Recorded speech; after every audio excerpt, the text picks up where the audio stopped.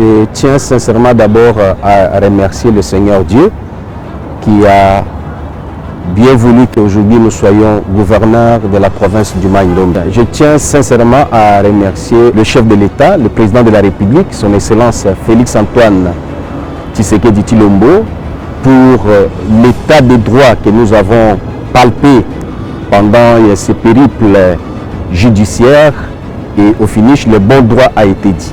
Nous tenons aussi à remercier la population de la province du Mai-Ndombe tout entière, représentée par les grands électeurs qui sont les députés provinciaux, qui ont bien voulu porter leur dévolu sur ma personne. Le message que je peux lancer à la population du Mai-Ndombe, qui attend un changement, c'est un message de paix, un message de l'unité et un message de la cohésion tribalo-ethnique. Parce que c'est très important pour que nous puissions aller vers le développement de la province du Mai-Ndombe. Il faut qu'il y ait la paix, l'unité et l'harmonie au sein de la province. Et là, c'est un message aussi que je lance à la classe politique de la province du Mai-Ndombe.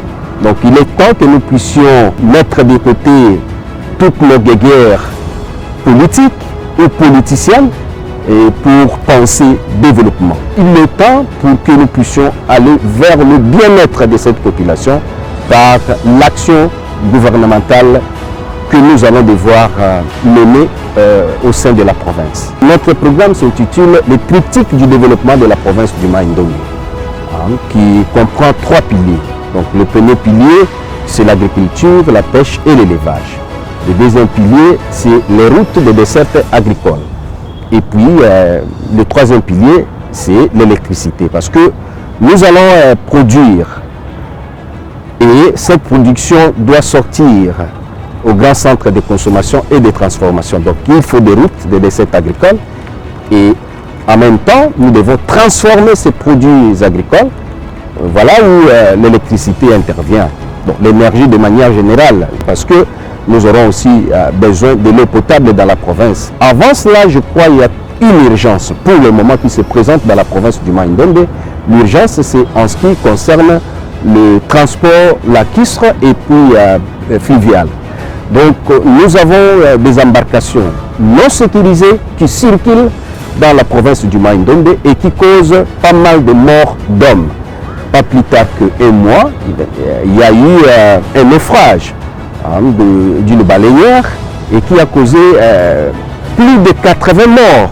Alors, c'est une urgence pour le moment dans la province du Mai-Ndombe en ce qui concerne les transports.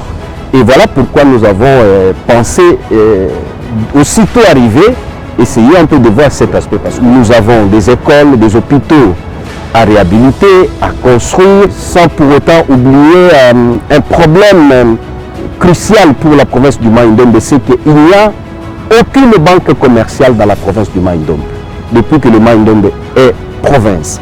Donc nous avons déjà pris des contacts par rapport à cela, donc je crois que ça ne va pas traîner pour qu'une première banque commerciale puisse arriver dans le Mai-Ndombe. Je suis là pour faire en sorte qu'il y ait la cohésion et que nous puissions, chacun en ce qui le concerne, mettre sa partition pour que nous puissions aller vers le développement de la province du Mai-Ndombe. C'est le temps de tourner le regard vers le développement de la province du Mai-Ndombe et sans pour autant faire allusion à celui qui m'a élu, celui qui ne m'a pas élu. Donc je suis là pour tout le monde et nous allons travailler en harmonie de manière à ce que nous puissions rendre à la province du Mai-Ndombe ses lettres de noblesse.